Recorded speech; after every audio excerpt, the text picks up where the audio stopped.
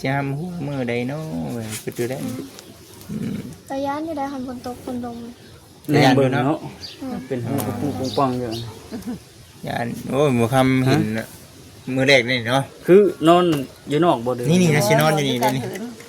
อยู่นี่อยู่ข้างเฮือนเด้อเด้อข้างพุ่นอยู่กลางแต่ว่ามันก็มันสิเป็นมันนี่บ่ระแวงอยู่แล้วเนาะนอนไปนำระแวงไปพร้อมได้แบบนี้เขาเบิดนี่จักสิกินหยังเนาะนี่ปัญหาไปหาขอมันก็ขอเลยขอเรื่องก็อยากอายแล้วเฮ้ยเนาะเราอยู่กับหมู่กับบ่เยอะเฮ้อเขาก็เขามีอันข้อหมู่อีบ่มีอันข้อบ้านหมู่สิเฮ้อต้องมีอันแนวไปแลกไปเปลี่ยนมาซั่นเนาะมีแนวพอปากเปล่าเฮาก็คิดอยากอันเก่งๆแน่เลยได้ไปเบิ่งเลยบ่คำจี้เบิ่งแน่ขออนุญาตได้มั้ยเด้อเพิ่นเบิ่งแน่พี่ๆเข้ามาให้นี่ก็ได้ไปพุ่นก็ได้เพิ่นกันได้เข้ามาพี่เข้ามาสิเห็นสภาพมันเลยอยากให้ทาง FC เพิ่นเบิ่งหั่นนะเด้อขออนุญาตได้มั้ยเด้ออันนี้เฮือนครัวบ่ตัวนี้อ๋อทุกพี่น้องเลยเนาะอันนี้เฮือนครัวเพิ่นจังสิให้ป้าลงไปนอนทางตารางได้เนาะน้องบุญตาเพื่อนนี่ยอมรับว่าหลังใหญ่อยู่เฮือนนี่พี่น้องหลังใหญ่แต่ว่าเป็นเฮือนอันข้าวตะกี้ว่าซั่นซะเฮือนนี่อันบ่คำสิให้พ่อแม่พี่น้องสิเบิ่งแบบเครื่องใช้ของซอยระวังไม่เห็นเนาะก็ฮู้นะพี่น้องว่ามันเก่าแก่ซำใดพุ่นอันนี้นะบ่คำจื้อได้แต่ข้าวตะกี้เนี่ยก็เคยเห็นเคยมีอยู่บ้านเฮาตะกี้นะแต่ว่าปัจจุบันนี้นะหาเบิ่งยากพี่น้องเนาะเป็นไหใช้น้ำเป็นไหเป็นโอ่งใช้น้ำนี่เป็นคือหลายเว้ยเนาะนี่คือหลายแล้ว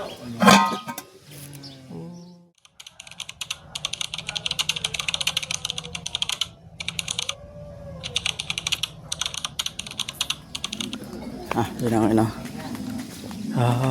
โทษหลังโคหลังคายังมีอยู่นี่เนาะพี่น้องเนาะตะกี้น่ะเห็นอยู่บ้านเฮาตะกี้ แต่ว่าบ่ค่อยเห็นแล้วบัดนี้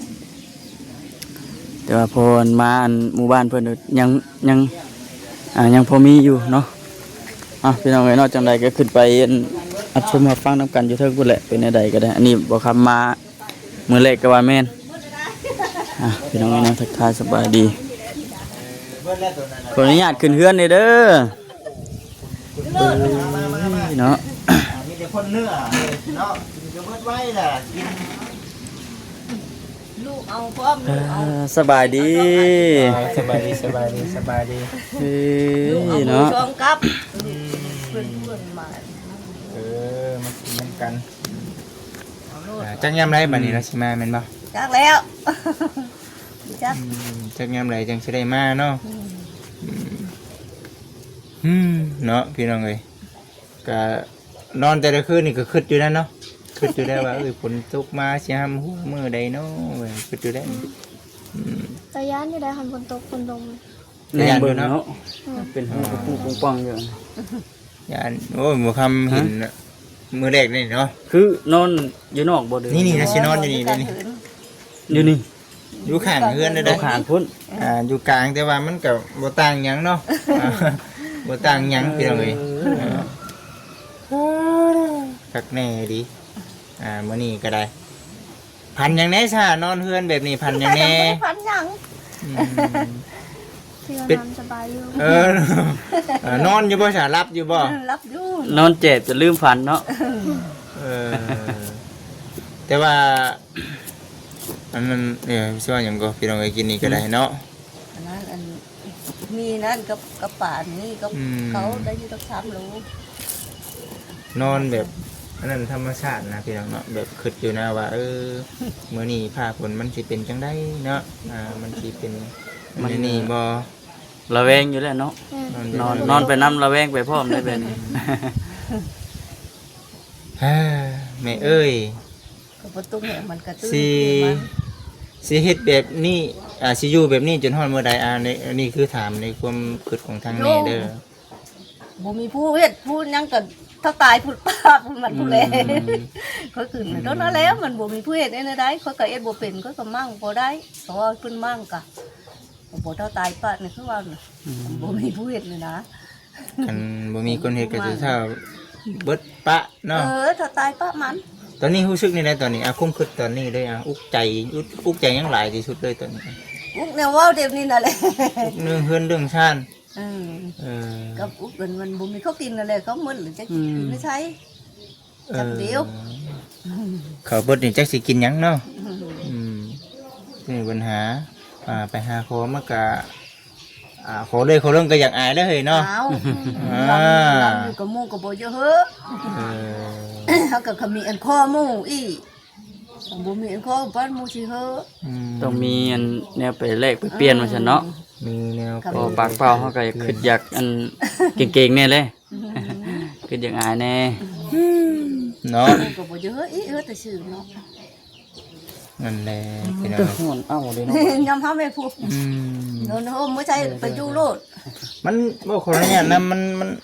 นบ่มีโฮมแล้วเนาะคันสิบ่ไปอยู่โฮมก็ได้คันสิบ่ไปอยู่โฮมก็บ่มีโฮมแล้วพี่น้อง คำว่านี่ถือเฮาอีมันผมเฮา เพื่อนตะกี้อะดีเนาะเบิ่งเนาะ แม่น เพิ่นเอาไม้เอาตอก 30ปลายปีแล้ว อันนี้ 30ปลายปีแล้วแต่เฮายังบ่ทันเกิดเนาะ ก็ยังมาเกิด เตะปุ้ยเด้อเพิ่นเอาเพิ่นเอาไม้อันนี้คัดไว้ซื่อๆเด้ เป็นเพื่อนชาญนันเป็นถือว่าเป็นอีกครอบครัวหนึงอยู่ได้พี่น้องเอ้ยเนาะ เนาะ มาไปกันเนาะ ที่นักอยู่ได้สำหรับบ่จิตเบิ่งนี่ที่นักหน่วงพอสมควร ช่องเบิ่งข้างในได้อยู่บ่ ได้ไปเบิ่งเลยบ่คำจี้ให้เบิ่งแน่ ขออนุญาตได้ไหมเด้อ เพิ่นเบิ่งแน่พี่ๆเข้ามาให้นี่ก็ได้ เอ้าไปพูดก็ได้เพื่อนกัน ได้เข้ามาพี่เข้ามาพี่ เห็นสภาพมันเลยอยากให้ทาง FC เพิ่นเบิ่งหั้นนะเด้อขออนุญาตได้ไหมเด้อ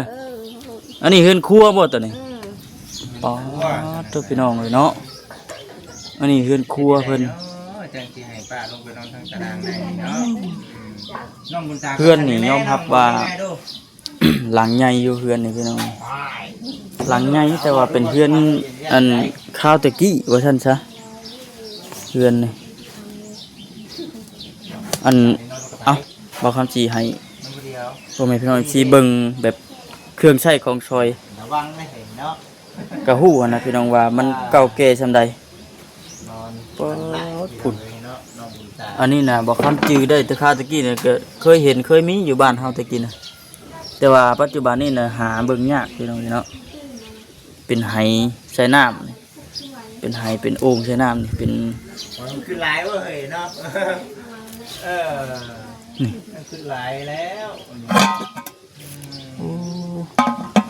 คือคุณป้าอยู่ในอะไรเนาะอันชีปุ๊บไป บอกคำเชื่อว่าคันว่าฝนตกมา เพิ่นเนาะ ยามใดตกมาตอนใดเนี่ยแม่นเปียกเบิดพี่น้องเนาะอันนี้น่ะแนมเบิ่งเทิงๆน่ะเป็นหูกงปุกงปองอยู่ป๊าด ชาลันเต้นนี่ก็เป็นพวกทุกกันได้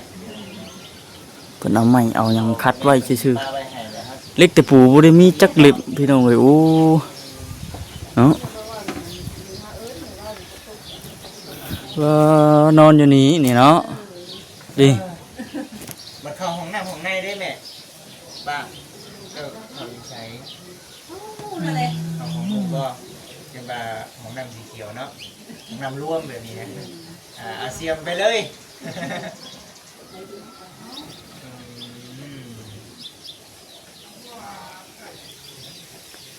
สีดำเลยเนาะท่านมีบนเช่านี่คือชีเช่าใจอีกแบบนึงแต่ว่าในเรื่องลูกเต้านี่คือชีบัวแล้วเนาะมันบักบัวของนั่นเนาะแต่ว่าเป็นไปตามสภาพการของปัจจุบันเนาะ บอกคำเห็นเลยยังอึ้งเลยดิพี่น้องเลยเนาะเห็นแล้วอึ้งเลยเถอะกันแม่เอ้ยอึ้งเลย แม่นเลย เพื่อนดังไง เนาะอันนี้ก็ได้อันแรกจังหวะพี่น้องเอ้ยเนาะมันเป็นเฮือนหลังใหญ่ได้ แม่นคิดว่าเป็นนั่นก็ ใหญ่ห่างมันหรือว่านำห่าง คือเพิ่นว่า ใหญ่ นั่ง ก็ใหญ่แต่เล่าแต่ว่าเข่าบ่มี อันนี้คือกันดิ อันนี้ก็คือกัน ใหญ่แต่โค้งแมันบ่ เป็นโค้ง ไปเลือกแต่ห้าง เนาะ น้องบุญตาบ่ถามมาตอนน่ะคันใช้ก็ใช้บ่ได้เนาะอันจังกระซุมกันสีนี่นะมัน บ่เขาไปทำไอ้แซมทำบ่ ไอ้ ไว้หลี ไอ้โมเมนต์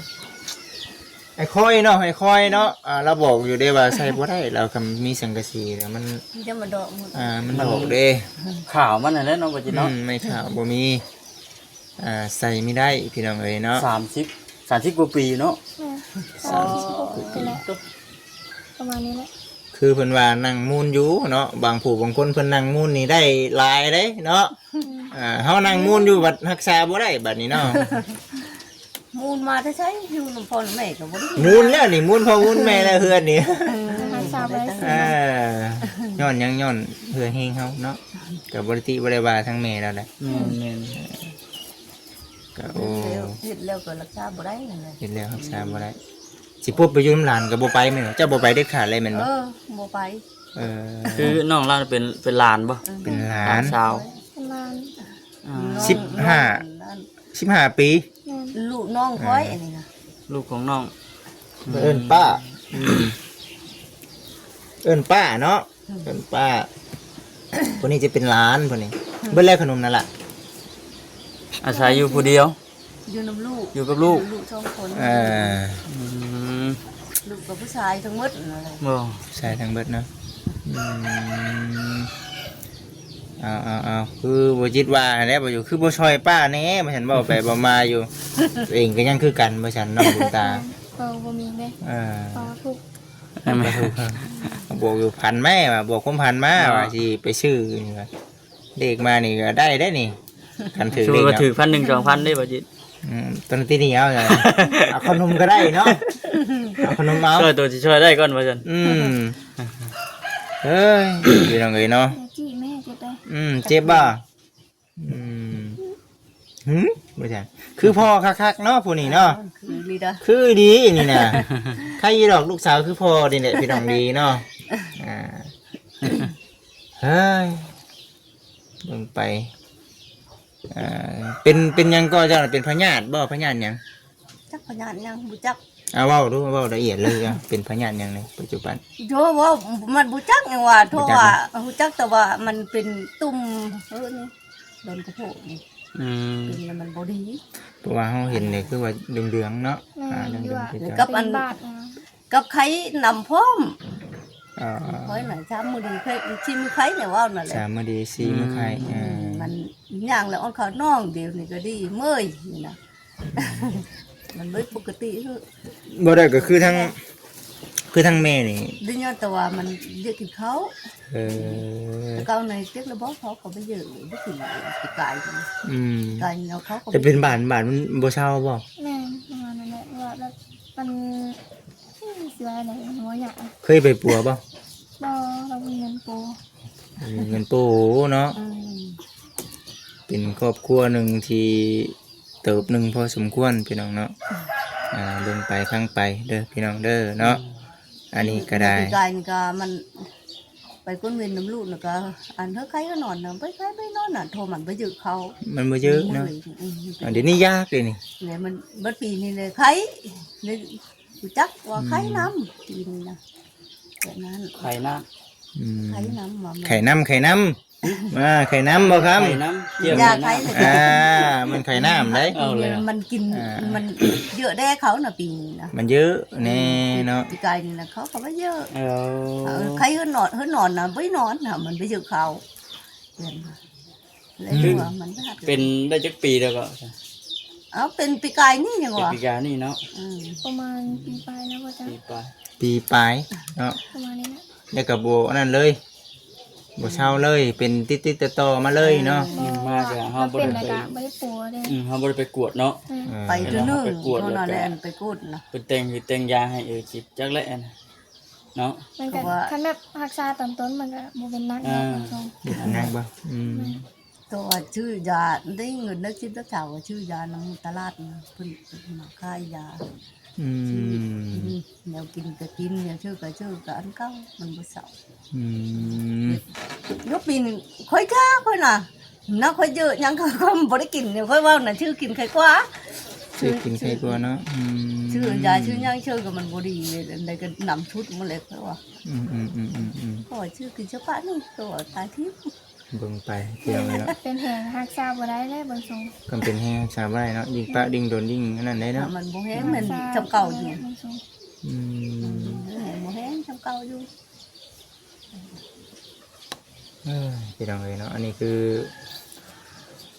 บนอยู่บนเช่ากับอีกซ้ำหนึ่งแล้วเนาะสุขภาพร่างกายก็ให้ มือ อย่ามือได้บ่ ไก็โฮมยังวะ นี่เนาะเจ้าน้อยบ่เสียเป็นเฮ็ดเวียกได้ล่ะ บัดอันนี้ว่าคนนี้นะ แล้วก่อน บัดฝนตกฝนลิ้นเด้อ เอาก็นั่งอยู่เนี่ยค่อยว่าน่ะเท่าคนเอิ้นผู้ใดยังได้นอนน่ะก็คื ได้นอนและ เท่านอนกับเฮากวาดเฮาน อนได้บ่นอนได้บ่ นอนได้ นอนนอน เป๊ะก็นอนนั่นเลย โอ้แล้วผู้สาวนอนเว้นเว้ย นอนกัน เสียวเลย สาวนอนเว้นเว้ยบัดนี้ ต้องมุกอยู่นี่เลย ไม่ยากแล้ว นอนแล้ว เคยนอนเห็นบ่ บ่ จะเล่นบัดนี้ก็ เงย สิ หน้า มาเล่นอยู่นี่บัดนี้พยายามมุงไว้นี่เด้อเด้อ หาแล้ว อ้าวลูกเอ็ดเฮ้เบิดเฮาหลังเจอบ่ตกก็ค่ำก็คืนว่าเลยเดี๋ยวว่าจะนอนหรือนอนนี่ นั่นแหละจะว่าแล้วฝนตกลิ้นก็พอได้เห็น อาศัยตัวนี้แหละเนาะอาศัยตัวนี้แหละพอได้นอนพี่น้องเอ้ยเนาะแต่ว่าน้ำนี่คือไปกินอยู่ไสก็สมมุติว่าคือทางน้ำเฮาบ่ได้ซื้อมาแบบนี้ได้ไหม เอากินน้ำอันมาดานน้ำใดขึ้นนี่เลย กินน้ำใจเลย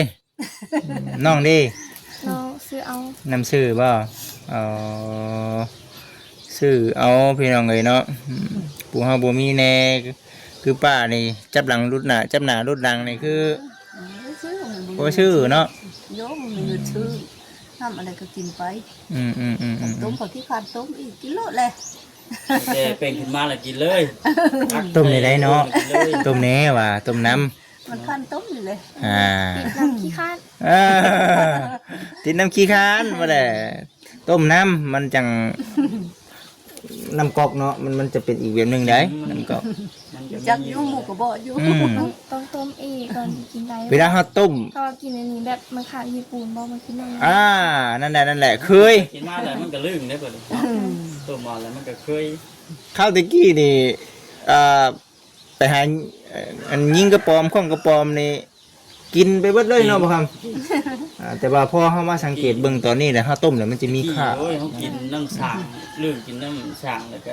มันก็สิคิดแบบนั้นแล้ว สางนั่น เฮ้ยป้าเอ้ยจังไรเด้บัดนี้เนาะ จ้ะ อันนี้ก็ขึ้นอยู่กับทางพระผู้ใหญ่เพิ่นนะน้องเด้อคือไอ้มานี่ไอ้ก็บ่ได้ว่าสิได้แบบว่ามีข่าวดีแนวนั้นแนวนี้เนาะเฮ็ดเงินสั่งชาญให้กับทางป้าแต่ว่าพอมาถ่ายให้กับทางพระผู้ใหญ่เพิ่นพิจารณาว่าซั่นน่ะนะก็เห็นดีบ่คือว่าซั่นหรือว่าป้าแล้วสินอนอยู่นี่ได้บ่เนาะจะลงไปนอนอยู่บ่ลุงพุ่น เขาไปลงอีกจ้ะ บ่ไปสมมุติว่าเฮ็ดกระต๊อบนี่นะ ลงดอก ว้ายว่าเนาะ แต่เมื่อลงเดียวนี้เถอะ ถ้ามีบน แล้วก็ลง ม่างลงเนาะม่างลงนี่คือลงไปนอนเลยสิใครกลัวอันนี้ได้นี่เนาะใครกลัวนอนเบิ่งปวกกัดนอนกลางคืนนี่เสียงหลังกัดแล้วปวกกัดไหม อันนี้แหละ แล้วฝนตกฝนลงก็อุ๊บหนึ่งไหม เฮ้ย กะคิดอีได้ว่าย่าฝนตกฝนลงมานะไก่ภาวนาว่ามันตกไม่ บ่ ได้อะไรคิดเอง คือเองเนาะครับเอาแม่ตู้เอามาแม่ตู้ได้มั้ยแม่ตู้ได้บาทนี่อันน่ะป้าช่วงฝนตกแห้งๆนี่เอามื้อแรกนี่ฝนตกแห้งๆนี่เจ้าของสิเฮ็ดในใดเคยอยู่บ่พาไปนี่เว้าสู่ฟังดูปุ๊บไปอยู่ไสเอา บ่กบเนี่ยว่าอยู่ บ่ปุ๊บเลยบ่สิ เอ้าอยู่บางไดบ่ อยู่ดอนมันบ่โห บ่ได้บ่หัวปานนี้มัน บัดเฮาแนมเบิ่งนี่ มันคือหัวบ่ได้นะ แน นี่ มเบิ่งนี่เห็นเขาดาวแนมเบิ่งดาว อันว่ามีอยู่ดอกอันมันบ่โหเจ้าพอเฮาร่วมกระตูเฮาชั้นที่น่ะ หากบ่ได้นอนเนาะ นึกอยู่เป็นอะไร คันฝนตกมื้อนั้นแม่นบ่ได้นอนเลยหักเปียกเครื่องของเปียกเบิดเลยอันนี้ให้ภาพบรรยายเลยเนาะเฮาสิเว้าหยังต่อก็คือตาเห็นเลย มากสิ มันบ่มีบ่อนสิบรรยายแหละพี่น้องเอ้ย มันเป๊ะมันลมคำมันลมนะมันพละเอาน่ะดิ พลาดเนาะ มันบ่พละน่ะก็พอได้ชนได้อยู่มันโดนได้บ่โหเฮานึกคือเขาอยู่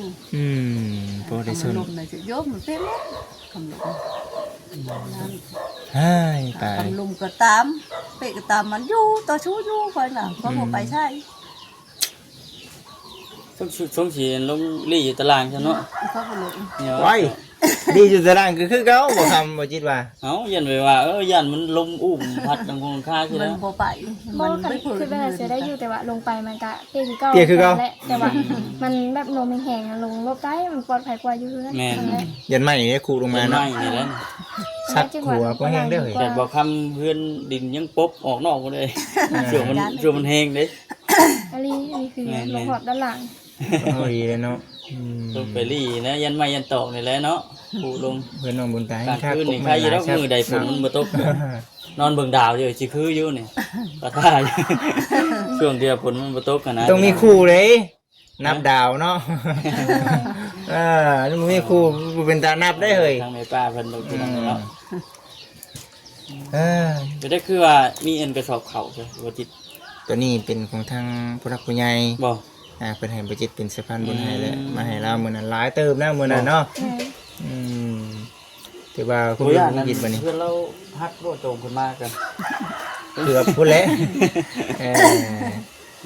มันจำเป็นในเด้ฉันเนาะ นี่ได้ฝนตกก็ชอดเขาว่านี่ได้เนาะ แล้วสิปุ๊บมาอยู่นี่แหละนี่ อืม พื้นไผแน่และไฟผ้าแน่นะยานเนาะยานพื้นไผแน่ คนโตกับแต่ย่านไฟซับอยู่ได้คนที่ กับไผใหม่น้ำแน่นะพี่น้องเห็นบ่บ่ครับ ฮะ ก็เจ้าจูดจังเกาะ ไฟไม้หลุม จุดก่อนไหม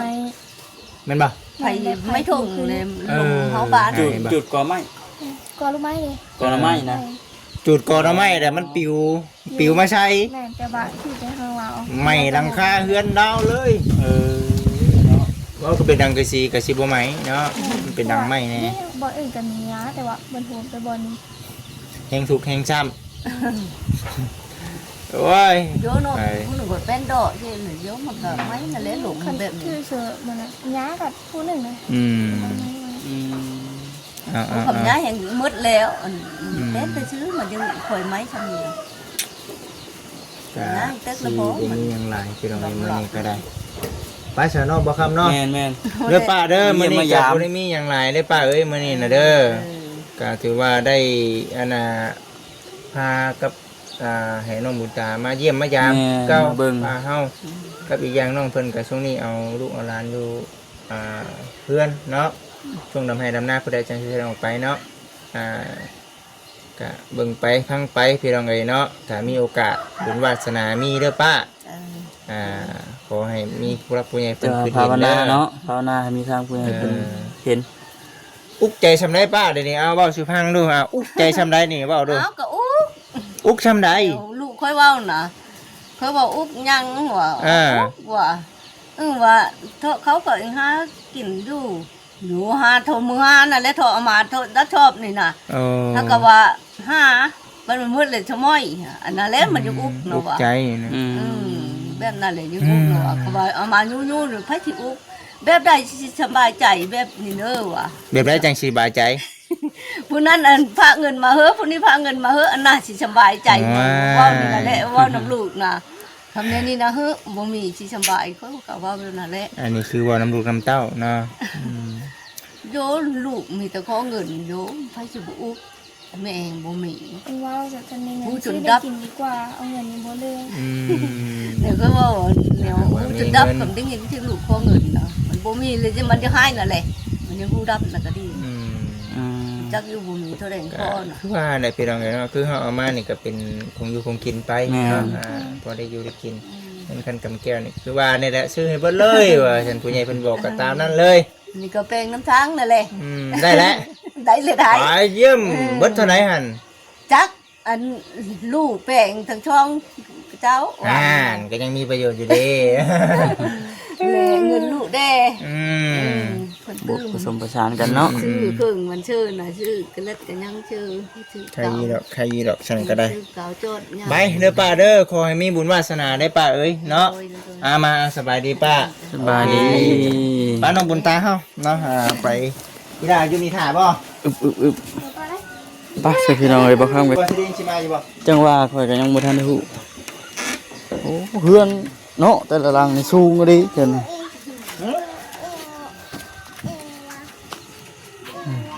มีตารางเพิ่นพี่น้องเนาะบนตารางเพิ่นก็สิประมาณนี้แหละโอ้ขาดเบิด ก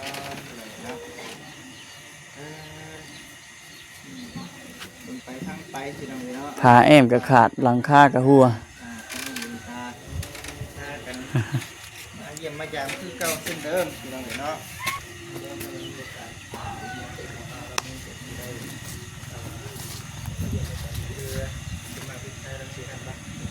ไปใช่พี่น้องคลิปนี้ก็สิจบก่อน